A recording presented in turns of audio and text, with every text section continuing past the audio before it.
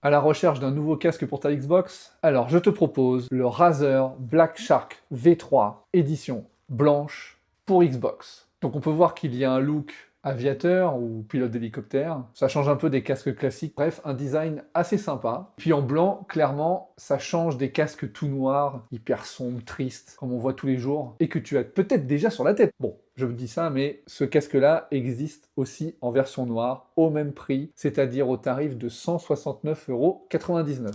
Le Black Shark V3, qu'est-ce qu'il apporte ce casque? Alors déjà, on peut remarquer que le micro est amovible, c'est-à-dire que c'est une perche, on le met ou non en fonction de son besoin. Si tu joues pas souvent en ligne avec tes potes, au moins, il t'embête pas, tu l'enlèves, et puis ça te fait un casque sans micro. Et si tu veux le couper, il y a un bouton ici, tu appuies dessus, tu coupes le son classique. L'avantage de ce casque, contrairement à d'autres modèles, chez des concurrents, comme Turtle Beach par exemple, il faut passer par une application pour pouvoir gérer des trucs tout bêtes. Genre par exemple pour gérer la balance de son entre le chat du groupe et le jeu. Ici, comme sur le casque officiel Xbox, il y a une molette directement intégrée, elle est assez discrète, elle est là, un port USB-C pour le connecter en filaire ou le recharger, une molette, on voit bien, alors là, on peut pas la louper, c'est-à-dire que quand on a le casque sur la tête, tu cherches ta molette, c'est hyper simple. D'ailleurs, tant qu'on parle du casque sur la tête, très confortable, la mousse est à ma de forme, il est léger, et sur les longues sessions, franchement, c'est confortable, c'est agréable, c'est un bon point. On peut régler ici la longueur.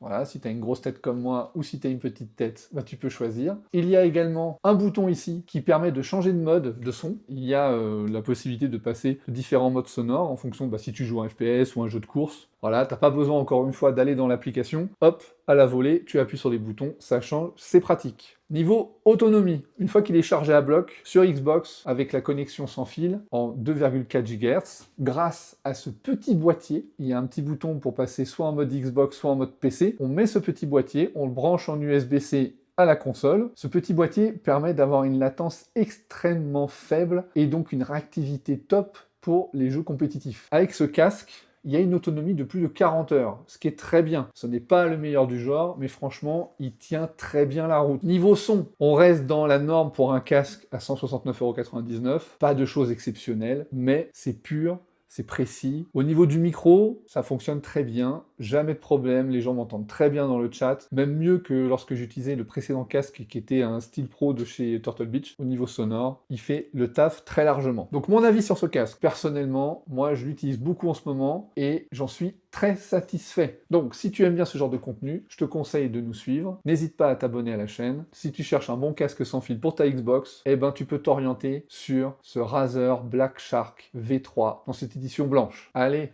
salut!